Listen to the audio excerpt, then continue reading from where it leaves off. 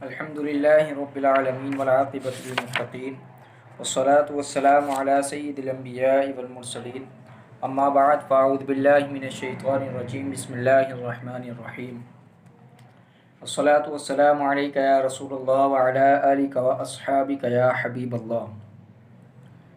آج ایک بار پھر آؤدینسی کے چینل پر حاضر خدمت دعا اللہ تبارک و تعالی کی پاک بارگاہ میں آپ سب خیر و عافیت سے ہوں گے۔ ہماری دعا قبول کیوں نہیں ہوتی، آج اس کی 5ویں وجہ آج ہم سنیں گے۔ ٹاپک پر چلنے سے پہلے چند گزارشات عرض کرنا چاہتا ہوں۔ اگر آپ نے ہمارا چینل آؤدینسی کے اب تک سبسکرائب نہیں کیا ہے تو اس کو سبسکرائب کر لیں، ویڈیو کو شیئر لائک ضرور کریں، کیونکہ یہ چینل دین کی خدمت کے لیے بنایا گیا ہے۔ اگر آپ گھر بیٹھے دین کی خدمت کرنا چاہتے ہیں، دین کا کام کرنا چاہتے ہیں تو آپ ہمارے چینل کو سبسکرائب کر کے ویڈیو کو اپنی استطاعت کے مطابق شیئر کر دین کی خدمت کر سکتے ہیں۔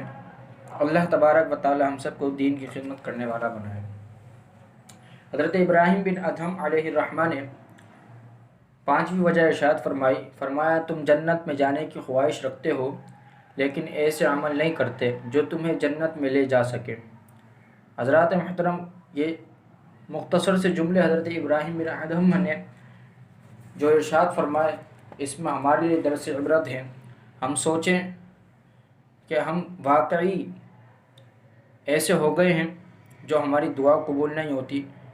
مطلب یہ ہے تم جنت میں جانے کی خواہش رکھتے ہو لیکن ایسے عمل نہیں کرتے جو تمہیں جنت میں لے جا سکیں۔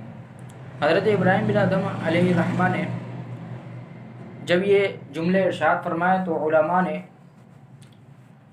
اپنی رائے پیش کی اور فرمایا کوئی مسلمان ایسا نہیں جو یہ خواہش نہ رکھتا ہو کہ اسے جنت میں جانا ہے، مگر افسوس کہ لے جانے والے اعمال نہیں کرتا۔ جس نے اپنے نفس کو ناجائز خواہشات پر عمل کرنے سے روک لیا تو ایسے انسان کا ٹھکانہ جنت ہے۔ یعنی جس نے اپنے نفس کو روک لیا، اپنے خواہشات نفس امارہ کو روک لیا تو اس کے لیے ٹھکانہ جنت ہے، اور جنت ایسے ہی انسان کے لیے تیار کی گئی ہے جو متقی ہو، پرہیزگار ہو اور رسول اللہ صلی اللہ تعالی علیہ وسلم کا عاشق ہو، اللہ تبارک و تعالیٰ کو ایک مانگتا ہو، فرائض کی پابندی کرتا ہو، نماز پنجگانہ پڑھتا ہو، روزے رکھتا ہو، حج ادا کرتا ہو، زکوٰۃ ادا کرتا ہو، حقوق نسواں کا خیال رکھتا ہو، حقوق والدین کا خیال رکھتا ہو، حقوق پڑوس کا خیال رکھتا ہو۔ حدیث شریف میں ہے سرکار اعظم صلی اللہ علیہ وسلم نے ارشاد فرمایا کہ جنت کو اللہ تعالیٰ نے ان چیزوں سے گھیر رکھا ہے جو انسان کی طبیعت کو ناگوار معلوم ہوتی ہیں، یعنی مشقت اور محنت والے کام جو طبیعت پر بار معلوم ہوتے ہیں، یعنی بھاری معلوم ہوتے ہیں، ان سے جنت کو گھیرا ہوا ہے۔ گویا کہ اگر تم ان ناگوار کاموں کو کر لو گے تو جنت میں پہنچ جاؤ گے۔ اس لیے خوف خدا پیدا کرنے کا حکم دیا جاتا ہے تاکہ ناجائز کاموں سے بچ جائیں اور جنت میں جانے کی راہ ہموار ہو جائے۔